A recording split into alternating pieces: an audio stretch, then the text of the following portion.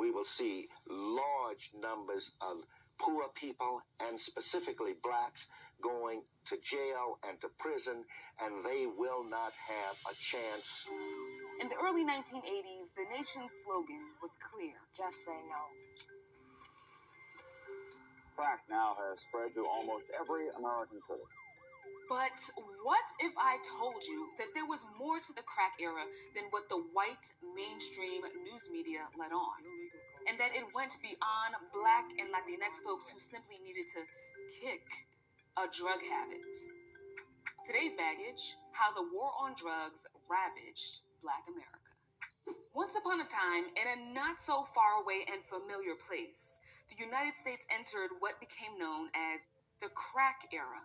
During the early 1980s, a new drug somehow infiltrated low-income Black and brown communities, causing crime and chaos. It was called crack cocaine. The problem is crack cocaine. Crack cocaine may deny these Black children a decent future. Well, it turns out that your uncle, who always talks about the man, was right. Well, sort of. While crack did absolutely ravage some Black and brown communities, it wasn't that simple. The United States government and agents of the state were corrupt and had a hand in creating this dark time in America's history. Misinformation about crack cocaine and its users flooded airwaves and proved to be just as dangerous as the substance itself. Decades after the crack era has come and gone, its impact lives on. But before we fall any deeper into this rabbit hole, let's take it back to the beginning of this war on drugs, which is often dubbed America's longest war in history. Please start the war! The federal government first banned the recreational use of a substance, opium, in the early 1900s. Then came the Prohibition era, which focused on alcohol. Shortly after, the feds began to track and vilify people who struggled with addiction, especially if they were Black. Fast forward to 1971, when Richard Nixon declared war. America's public enemy number one is drug abuse. 2 presidents later, Ronald Reagan not only carried on, but weaponized this anti-drug stance. Drugs are menacing our society. Though Reagan was the first president who promised to Make America great again. but rather he made things worse for low-income communities. In fact, at the time, the poverty rate grew faster in the first 3 years of Reagan's presidency than in any other time since the 1950s. Meanwhile, in another part of the world, the United States was funding an illegal war in Nicaragua, and drug smugglers were sending cocaine to the U.S. on U.S. planes. Somehow, the United States officials had no clue. Whether the United States actually loaded up the planes with cocaine, or whether they just kind of turned their backs, right, and let the planes take off and go to the United States and land, the United States knew that at the very least that cocaine was being flown in and just ignored it. Stanley Nelson is an award-winning documentary filmmaker, MacArthur genius, and director of Crack: Cocaine, Corruption, and Conspiracy. He says that this rampant poverty and international scandal, which caused cocaine to flood the United States, was the backdrop in which the crack era took off. The crack era seemed to come out of nowhere, somewhere in the early 80s. All of a sudden, everywhere in Harlem, people would be out on the street selling and using crack. Not only in Harlem, I remember, I was walking across 42nd Street and people were in doorways smoking crack. In his film, Nelson walks viewers through various phases of the crack epidemic. At first, we saw it in the African American Latinx communities. Then, we're like, oh my God, there's an epidemic. The politicians weren't talking about it. The media wasn't talking about it. The police were not stopping it. That's a big part of it.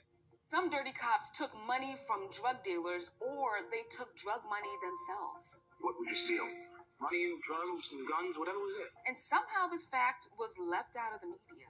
Wonder why.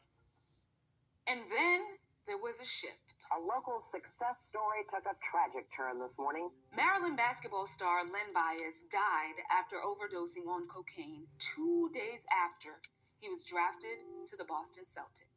It's like a political wet dream, because now all the politicians, Democrats, Republicans, everybody was talking about the scourge of crack and the evil dealers who are dealing crack. It was crazily overblown. And from the era emerged some dangerous myths about Black people. First of all, there was the crackhead, just had given up their lives to crack and, would do anything for crack.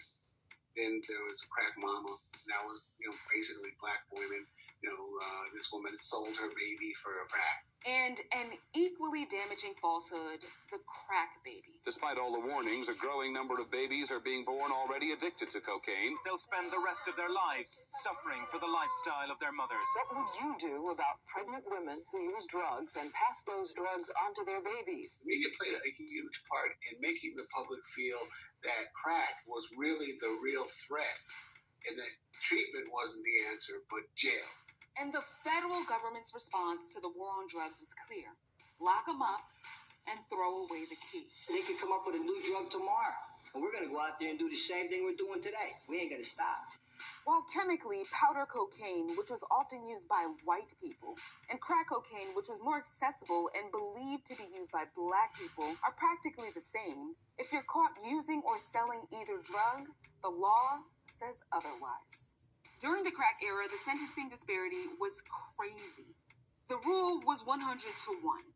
So 5 grams of crack would land you with a 5-year mandatory minimum, but it would take 500 grams of cocaine to get the same sentence. Now, here's the kicker. Black people made up 82% of the folks convicted for federal crack and cocaine offenses, but only 30% of crack users. 62% of people convicted for crack offenses were low-level sellers or lookouts. Today, the number of Americans incarcerated for drug offenses went from 40,900 in 1980 to 443,200 in 2018. With over 2 million people locked up, which is a 500% increase over the last 40 years, 1 in 5 incarcerated people is locked up for a drug offense. And being convicted of a felony can impact your voting rights, access to loans, and ability to get a job, among other factors. To say that the war on drugs filled our prisons and changed the trajectory of hundreds of thousands of people's lives would not be inaccurate. And Nelson reminds us that the war on drugs also changed the way that we look at policing. The war on drugs was part of the fuel for local police to become militarized. And that's what we saw, over and over again in Ferguson and with the George Floyd protests. Cops with body armor, and looking like something out of Star Wars. So that becomes part of our lives now. And a lot of it, not all of it, but a lot of it started, with the crack epidemic. Decades after the crack epidemic is said and done, do you think that the forces that coalesced to create the period in time that we know as the crack era actually understood the implications of their actions? I feel at this moment more and more that the United States knows what it is and knows what it does and knows that it's racist and doesn't care. I don't want to give America a pass anymore. African Americans, Latinx, and progressive people have to start there and then push for change. The crack era vilified Black and Latinx people, and that's a fact. During this period in time, there was no solution other than jail. No consideration for how trauma and poverty could lead one to get involved with crack. No treatment for those who suffered from addiction. No discussion of a public health crisis. And certainly no empathy. While others may not remember this bleak period in time, we do. And Black America will never be the same. In today's edition of PETV News, we'll explore the devastating effects